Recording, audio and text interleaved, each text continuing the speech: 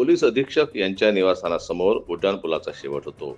अकोला शहरातून मूर्तिजापूरकडे येणारी वाहनेच या उड्डाणपुलावरून खाली उतरताना दरम्यान चुकीच्या दिशेने कार आणि दुचाकीने या उड्डाणपुलावर चढण्याचा प्रयत्न केला असताना समोरून येणाऱ्या ट्रेलरला दुचाकी व कारची जोरदार धडक बसल्यानं तिघे जण या अपघातामध्ये गंभीर जखमी झाले. हा अपघात 5 डिसेंबर रोजी दुपारी 2:45 वाजताच्या दरम्यान घडला. वाहतुकीचे नियम न पाळल्यानं 3 वाहने एकमेकांवर धडकल्यानं हा अपघात झाल्याची माहिती आहे. या अपघातात दुचाकीस्वार रुपेश जाधव, मयूरराज चव्हाण दोघे राहणार चांदूर अकोला हे गंभीर जखमी झाले आहेत. त्याचबरोबर कारमधील एक इसम गंभीर जखमी झाला आहे. या पुलावरून अनेकदा वाहने चुकीच्या दिशेने जातात, त्यामुळे या ठिकाणी वारंवार अपघात घडत असतात. या अपघातात ट्रेलर, कार व दुचाकीस्वार समोरासमोर भिडले.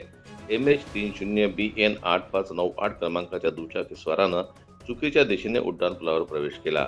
त्यामागे असलेल्या MH30BB091 क्रमांकाच्या कारनेही त्याच चुकीच्या दिशेने प्रवास केला. दरम्यान त्याचवेळी समोरून MH26AD1859 क्रमांकाचा ट्रेलर येत होता. ही तिन्ही वाहने एकमेकांवर धडकली. त्यात 3 जण गंभीर जखमी झाले.